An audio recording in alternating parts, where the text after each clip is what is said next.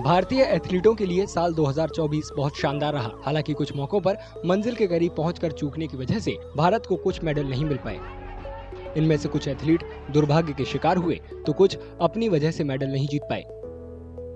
विनेश फोगाट का मामला भारतीय खेल के इतिहास में हमेशा याद रहेगा। विनेश ओलंपिक में फाइनल में पहुंचने वाली पहली महिला पहलवान बनने और देश के लिए कम से कम सिल्वर मेडल हासिल करने के बहुत करीब थी, लेकिन फाइनल से कुछ घंटे पहले तय सीमा से 100 ग्राम ज्यादा वजन होने की वजह से उन्हें 50 किलोग्राम महिला फ्री स्टाइल प्रतियोगिता से बाहर कर दिया गया।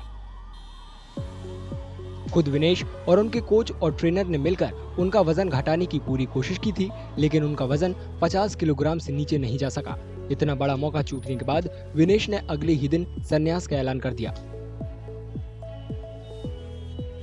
बहुत गहरा गांव है ये ओलंपिक मेडल का। पता नहीं, मतलब मुझे लगता है कि टाइम लगता है उसको भरने में, लेकिन आज जो मैंने अपने देशवासियों का, जो अपने परिवार का, अपने गांव का जो प्यार देखा है, तो वो शायद वो गांव भरने में मुझे हिम्मत मिलेगी। तो शायद इस रेसलिंग को मैं छोड़ना चाहती हूँ। मुझे नहीं पता, अभी मैं कुछ बोल नहीं सकती कि मैं छोड़ दिया है, मैं करूँगी जो भी है, लेकिन बस मैं इधर से मुझे जो हिम्मत मिली है, मैं चाहती हूँ कि उसको मैं एक सही दिशा में, सही जगह पे मैं उसको। पेरिस ओलंपिक में भारत को एक और झटका 8 अगस्त को लगा। Star weight lifter Mirabai Chanu Olympic में सिर्फ 1 किलोग्राम से सिल्वर मेडल से चूक गईं। अगर वो ऐसा कर पाती तो ओलंपिक में ये उनका लगातार दूसरा मेडल होता। 199 किलोग्राम, जिसमें स्नैच में 88 और क्लीन एंड जर्क में 111 किलोग्राम वजन मीराबाई चानू ने उठाया। मीराबाई 49 किलोग्राम वेट लिफ्टिंग प्रतियोगिता में चौथे स्थान पर रही। सभी को नमस्ते।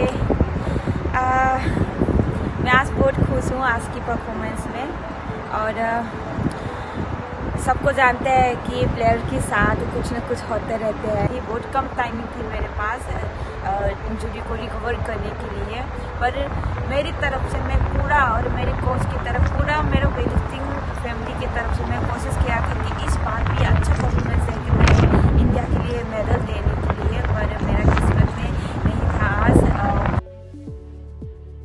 भारत के स्टार शटलर लक्ष्य सेन ओलंपिक सेमीफाइनल में पहुंचने वाले पहले भारतीय पुरुष बैडमिंटन खिलाड़ी बने, लेकिन वो भी पुरुष एकल बैडमिंटन प्रतियोगिता में चौथे स्थान पर रह गए। मलेशिया के ली जियाजी के खिलाफ ब्रॉन्ज मेडल मैच में पहला गेम जीतने के बाद लक्ष्य अगले 2 गेम हार गए थे।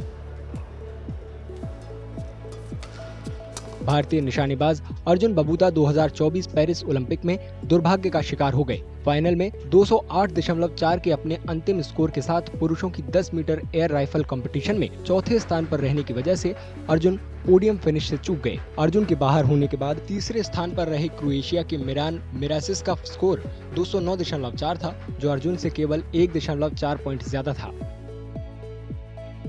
एक्सपीरियंस डेफिनेटली थोड़ा सा चैलेंजिंग होता है, बट अच्छा था एंड थोड़े से रहा है। डेफिनेटली दुख होता है, लेकिन आगे के लिए और ज्यादा आग भी मिलती है, तो आगे फ्यूचर के लिए होपफुल हूँ। इस पेरिस में मनु भाकर का नाम भी शामिल है। पेरिस ओलंपिक में 2 मेडल जीतकर मनु ने इतिहास रच दिया था, लेकिन उनके पास तीसरा मेडल भी जीतने का मौका था, जिससे वो मामूली अंतर से चूक गईं। I was very well prepared for the third event as well. It was a great show, great performances by the entire team, and I also did a great job in all these days. Could have been a better finish today for me.